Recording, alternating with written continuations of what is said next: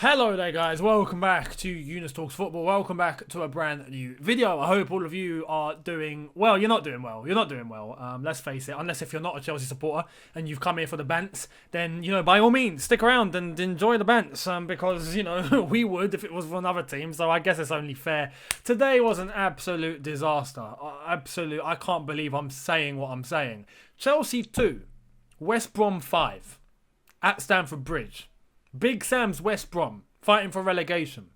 Scored 5 at Stamford Bridge against Chelsea, fighting for top 4. It don't make sense. But, to be honest, I do firstly want to say, huge congratulations to West Brom. I thought they were class. I thought they managed the situation perfectly. I thought every circumstance that came, into existence during the game, they managed to take advantage of. So fair play to them. They saw the opportunity, they took it. They run off with it. They get a win, very deservedly. Good luck to West Brom in, the relegation battle. I wish them the best. Fair play to them. They were fantastic.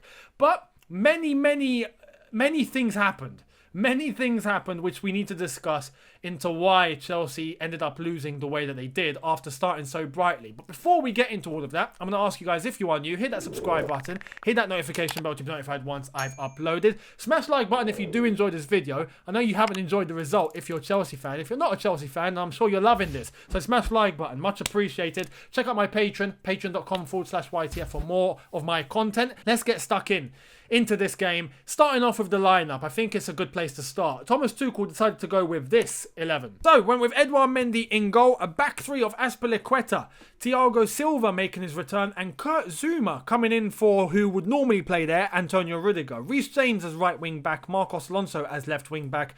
The double pivot of Jorginho and Matheus Kovacic. We had Pulisic start as predicted, Ziyech coming in to support Timo Werner up front. The game started off quite positively. We were a little bit slower than we would have thought, but obviously coming back from an international break, there's some tired legs out there because of players that played on international duty. Understandable why we started a little bit slower than usual, but we were still dominant. West Brom on the back foot. We were taking it to them. We had some good chances, and we managed to get the first goal, Marcos Alonso, free kick, hits the post, gets on the rebound. Pulisic manages to take the opportunity, smashes it into the net, 1-0. And at this point, we're completely dominating. We have most of the ball. West Brom really haven't had much of a chance by this point. And we put our chances to bed. Fantastic. We're 1-0 up. We're in the lead. It's all looking good. Literally a couple of minutes later, Thiago Silva sent off. And for me, this changed the game. Now, should Thiago Silva have been sent off in the first place? As far as I'm concerned, hell no. Hell no. And I will say that with my chest, yeah? Because the first challenge that he got a yellow card for, understandable.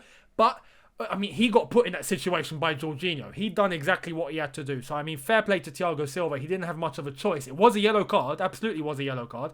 But he didn't have much of a choice. Jorginho having a little, I don't know what he was having, gave the ball away, put Thiago Silva in a situation, literally running into the box with the ball. If Thiago Silva had just allowed him, they would have been in on goal. They would have probably scored. So Thiago Silva preventing him from getting into the box brings him down for the free kick yellow card. Professional foul, cool. The second yellow, though, this referee needs to explain, as far as I'm concerned. Some are going to say the follow-through was dangerous. He blocked the shot. He attempted to block the shot. He wasn't even looking. Of course, there's going to be a follow-through. You're not going to have a static block if you are running towards a player. It just doesn't make sense. The shot was taken. Ball has gone out for a goal kick. Thiago Silva's gone to block it, not even looking, and they make a collision. Then he gets a second yellow for that. Boom, red card, you're off. Chelsea are down to 10 men. At that point, the game changed. The game completely changed. Now, some would probably say we could have managed it a bit better, having been down to 10 men. West Brom with the advantage. Towards the end of the first half is when it just all started going wrong. Ziyech was the man sacrificed in order to try and keep balance in our defence and our midfield. That way we play with a 3-4-1-1 rather than having a 2 or a 2 behind the striker or 2 up top.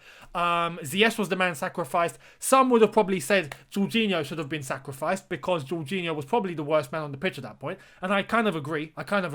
Towards going into needing the second goal, after we had conceded twice, which I'm going to get to, we probably needed Ziyech. at that point. We needed some creativity up top. We needed, some attacking threats. But I'm not going to completely blame Thomas Tuchel in that instance, because when you're down to 10 men, you have to make a sacrifice. A sacrifice has to be made. You cannot have it your way.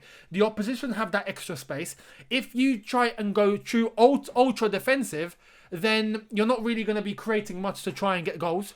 And if you try and go too ultra offensive, you're going to leave space in behind. It's as simple as that. You can't keep the balance. With 10 men, you just can't, because your opponents have the extra space that they're going to use. Now, to some people, they might not think it's a big deal. 11 versus 10, cool. At this level, it's like Formula 1, where a tenth of a second is a lifetime. And to us, a tenth of a second, that's non-existent. But in the sport, it's a lifetime. It means so much. 11 v 10 at this level means so much. West Brom had the space.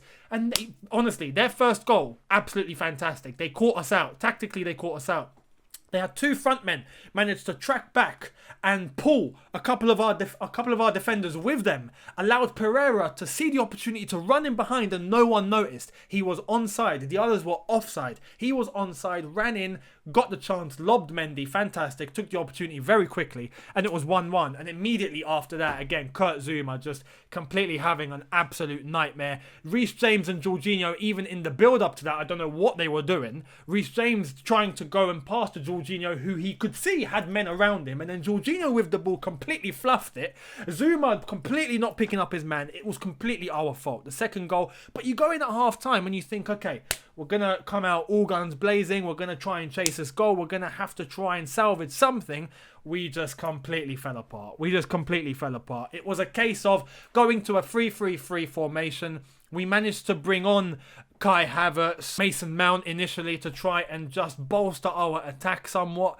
But it just wasn't happening, because every time we tried to launch an attack, as predicted, West Brom were just ready to launch a counter-attack. And if you have them with the extra space, 11 v 10, and they are looking for the counter-attack, they are automatically going to have the extra man on that counter-attack. It's always going to be a 4v3 or 5v4 or 3v2. And that's what happened. Every single time they went on the counter, boom, they completely outnumbered us. We can no longer pass in the middle because we just were completely outnumbered when trying to attack. Even when trying to defend, they just had the extra space. It's just unbelievable. And on top of that, obviously the goals were the goals. I'm not just going to go through all of them. We managed to pull one back with Mason Mount, but they just managed to obviously get the counter-attack, get the opportunity, put it in the net, and it just completely put us to bed. But the other underlying factor which needs to be discussed are some of the decisions by this referee today. David Coote, for me, terrible. Absolutely terrible. I mean, probably man of the match, because he's going to be the talking point throughout this fixture. But shocking. Absolutely shocking. Some of the times that Timo Werner got brought down, nothing given. Especially that one where he was literally pushed to the ground. No free kick given, no foul given, nothing given. But Thiago Silva gets a second yellow for a block. It's just no consistency whatsoever. Some of the things that he was just waving off, absolutely ludicrous. I don't want to blame the referee completely, because I think that can be a bit naive to just try and shift the entire blame on the ref. We had individual errors today. As far as I'm concerned, some players were just not up to it. Zouma being one, a bit all over the place. Jorginho had an absolute terrible game. Our front men, I'm not going to focus too much on Timo Werner. In portions, he done what he could. In portions, he miscontrolled the ball. And you know what you get with Timo Werner nowadays. It is what it is. He didn't have a much better game or a much worse game than before. So that is what it is. But in terms of those couple of guys, Jorginho, Zouma mainly, horrible. The one man that I think can keep his head high today, Matheus Kovacic. Absolutely sublime. He worked his socks off. He tried his absolute hardest. Some of the balls he was picking out, some of the passes, some of the dribbles he was going through. His defensive work was second to none. He was just the complete midfielder today, but surrounded by pretty much, you could say, no support. And we were just open. Even in the second half, every time West Brom came on that counter-attack, we were just all over the place. There was no composure, a lot of panic, a lot of allowing space for West Brom's front men to just take the ball, go into the box and have attempts. And every time they attempted, it just went into the net. So honestly, I would like to think, look, it's a freak result. I did say this day would come. We all knew we were going to lose a game.